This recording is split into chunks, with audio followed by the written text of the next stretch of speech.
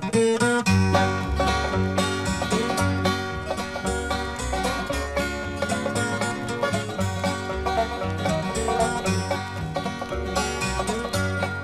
bien ici, votre ami Maurice Biro, on va passer un petit moment ensemble, hein, sur la plage. C'est vrai parce que vous savez qu'un disque, on dit, sur un côté, il y a une plage et de l'autre côté, il y a également une plage.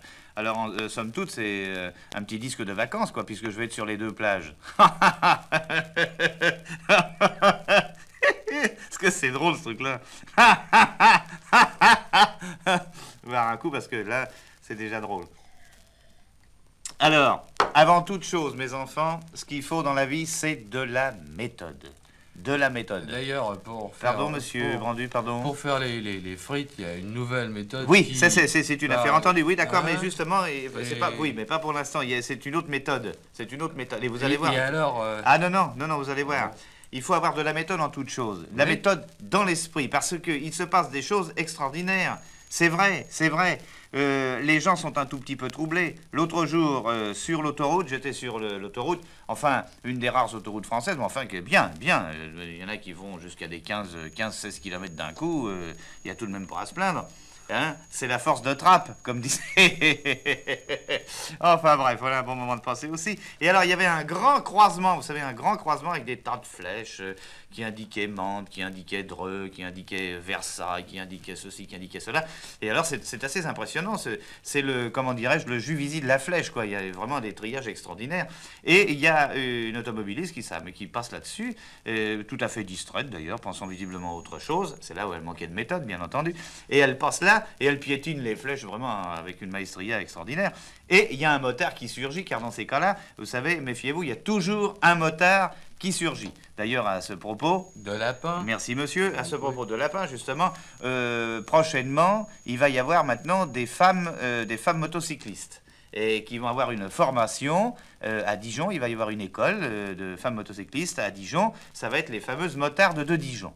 Mais enfin, oui, d'accord. Mais pour l'instant, nous n'en sommes pas là encore. Donc, c'était le motocycliste qui était là et qui interpelle cette jeune personne et qui lui dit « Alors, mademoiselle, oui, fait-elle, oui, qu'est-ce qui se passe? Vous n'avez pas vu les flèches ?» Et à ce moment-là, la demoiselle fait « Non, j'ai même pas vu les Indiens, j'ai rien vu du tout. » Vous voyez, c'était une charmante méthode. Comment? Oui, non, parce que, puisque vous parliez de méthode... Oui. J'aimerais bien que vous m'expliquiez. Non, ben voilà, justement, méthode. oui, justement. Alors, à propos de méthode, il y en a un gars qui avait une méthode assez particulière. Il travaillait dans un bureau rue de la Pépinière. C'est dans le quartier de Saint-Lazare, c'est-à-dire le quartier des affaires. Et c'était un monsieur d'une, je sais pas, 65 ans. Enfin, entre 65 et 72. 66, il avait à peu près, 67. Ah bon? Il avait 67 ans. Ah bon. Enfin, c'est un type de 59 ans. Et il sortait de son bureau. Et à ce moment-là, il y a un jeune gars qui était là, qui passe devant lui, et qui lui fait « Tiens, là, le cocu. » Ah, pan, il prend ça en pleine poire. L'autre, c'est pas marrant de prendre ça en pleine poire. Et alors, tous les jours, le gars sortait de son bureau, et il croisait le jeune homme qui lui fait « Ah, là, le cocu. » Alors, le type, il en avait drôlement marre. Et à tel point, c'est que chez lui, ça n'allait plus du tout. Et sa femme lui dit un jour, mais qu'est-ce qu'il y a qui va pas, mon petit bonhomme? T'en fais une tête. Ah ben, il dit, j'en fais une tête. Évidemment que j'en fais une tête. Il y a un type. Mais qu'est-ce qu'il y a, mon chéri? Ben, il y a un type, quand je sors de mon bureau, à chaque fois qu'il met cocu, il me fait, tiens, là, le cocu. Alors, comment il va, le cocu? Alors, j'en ai marre. Qu'est-ce que c'est que c'est? Oh, le fait les jeunes d'aujourd'hui. Ah, ben, les jeunes d'aujourd'hui, ils sont des saligots. Des gens mal élevés. Qu'est-ce que ça veut dire? De traiter un monsieur de cocu? Oh, me fais pas attention à ce qu'ils disent. Et alors, là-dessus, il s'en va. Et puis le soir, il ressort du bureau et il retombe encore sur le jeune gars de bureau qui était là, qui lui fait « Tiens, là le cocu, et rapporteur avec ça. » Ah oui. Oui, voyez-vous. Oui. Non, mais ça, c'est encore une méthode un petit peu spéciale, particulière. Justement, au sujet de la méthode. Oui, eh bien tiens, pourquoi, justement, vous faites bien de me parler de méthode, parce que même chez les animaux, il faut avoir de la méthode également. Ça se passait en pleine mer, vous savez, en pleine mer. Et alors, il y avait, un porte-avions formidable. Et alors, les avions, vous savez, faisaient de la manœuvre, et puis, il y a un avion qui arrive là, hop, ça s'appelle un sando, une espèce de chose qui détend, qui tend l'avion, crac, les ailes se plient, et hop, elles disparaissent sous le hangar. Et alors, il y avait des mouettes qui étaient au-dessus, qui trouvaient ça fantastique. Et elles étaient 3 mouettes qui étaient là, et alors, il y a une des mouettes qui dit à l'autre, « Ah, quel confort, dis donc, c'est nous qui voyageons toujours comme ça, au-dessus de la mer. si on avait des porte-avions à notre disposition, vous vous rendez compte comment ça se passe? Vous avez vu ces grands oiseaux qui arrivent là, hop, ils rentrent comme ça, leurs ailes, on leur plie, on leur range, c'est formidable. Et il y a une des mouettes qui dit, mais pourquoi on n'essaierait pas? Rien qui nous empêche d'essayer. Alors tu fais, oh, alors vous, alors franchement, vous êtes vraiment gonflé, vous allez voir. Et la mouette suit ce qu'elle avait envie de faire, elle descend, elle tourne autour du porte-avions comme ça, elle amorce un joli virage, elle avait vu les avions le faire, tout ça, elle arrive, et elle prend bien son atterrissage, et elle arrive impeccable, là, en plein milieu du porte-avions, il y a le Sando qui est là, crac, crac, qui lui plie ses petites ailes, et rangé. Les deux autres qui voient ça, qui disent formidable, ce que c'est magnifique. Alors il y a la deuxième mouette qui fait j'y vais aussi. Alors elle descend, vraiment elle fait des beaux virages avec les ailes déployées, c'est magnifique, c'est très spectaculaire. Elle arrive, mon vieux, impeccable au fil du plateau, et elle arrive, elle stoppe, le Sando lui bloque les ailes, lui plie ses ailes et raf. Donc sous le porte-avions, c'est merveilleux, c'est vraiment un spectacle inoubliable. Et la troisième mouette qui fait ça, alors maintenant, ça va être à moi, elle a un trac, d'ailleurs elle est très émue.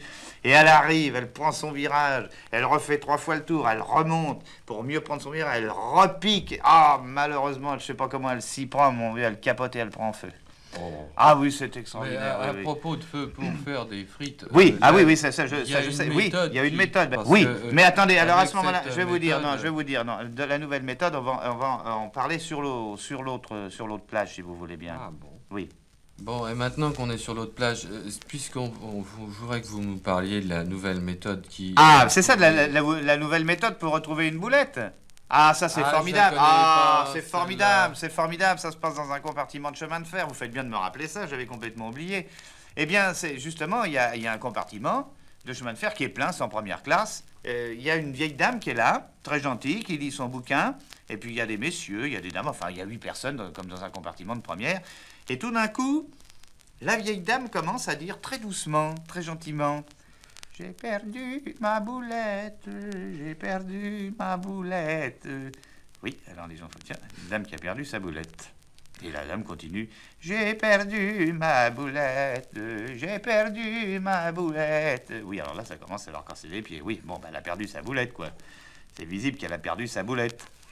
Bon, ben écoutez, on va essayer de vous la retrouver, votre boulette.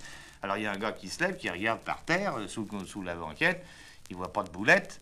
J'ai perdu ma boulette, qui a fait la vieille qui était tenace. Et alors, ça énerve tout le monde, et tout le monde se met à chercher cette boulette. J'ai perdu ma boulette. Oui, oui, oui. Oh là là là là. Alors là, c'est terrible. Ils commencent à se fouiller dans les poches les uns des autres. Enfin, c'est vraiment, je vous dis, c'est vraiment extraordinaire. C'est un spectacle inoubliable de voir 7 personnes qui sont en train de rechercher la boulette d'une vieille dame qui dit: j'ai perdu ma boulette. C'est intenable. Et au bout d'un moment, bon, quand je dis un moment, qu'est-ce que je dis? Au bout de 2 heures de recherche, les gens sont exténués et ils disent à la pauvre femme, ils disent: on la retrouve pas, votre boulette, on la retrouve pas, votre boulette. Et alors à ce moment-là, elle met les doigts dans son nez, elle dit: ça fait rien, je vais en faire une autre. Oh. Voilà, oui, non mais ça, c'est la vie, ça c'est une méthode comme une autre Bah de faire oui, une boulette, oui, vous mais comprenez. elle Oui. a pas elle a pas de chance, mais Et ceux non. qui ont de la chance, eh ben, écoutez, il paraît qu'avec la nouvelle méthode... Oui. Vous expliquez Tiens, la vous méthode... faites bien de me la rappeler, justement, c'est l'histoire du chasseur de fauves. Ben, C'est pas- ça, c'est ça, c'est ça, Ah. c'est ça, c'est ça, c'est celui-là, c'est bien Je celle-là. sais pas non plus. Et il y a un grand chasseur de lions qui était formidable. Et il se trouve dans un dîner. Et évidemment, il est le point de mire de la soirée parce qu'il va nous raconter sa chasse formidable. Et on lui demande: alors, racontez-nous votre chasse au lion. Vous savez, ce lion formidable? Oh, il dit: non, écoute, non, il se fait prier. Oh, si, l'histoire de la chasse au lion. Tout le monde avec les verres, boum, boum, boum. Enfin bon, il dit: bon, ça va, je vais vous la raconter, ça va. Ah, fait-on dans la foule, c'est merveilleux. Alors il dit: voilà, je me trouvais, n'est-ce pas, dans la Beauce. On m'avait signalé une bête superbe, un lion magnifique. Et j'avais mon fusil à 2 coups, ce qui me suffit largement, vous me connaissez, très adroit. Oh oui, font les gens, bien sûr. Et tout d'un coup, au détour d'un arbuste, qu'est-ce que j'aperçois? La bête. Une bête énorme, fantastique, qui se trouvait là à 28 mètres. Je l'épaule, je vise, j'avais mon fusil à 2 coups, j'étais tranquille. Je tire, plang!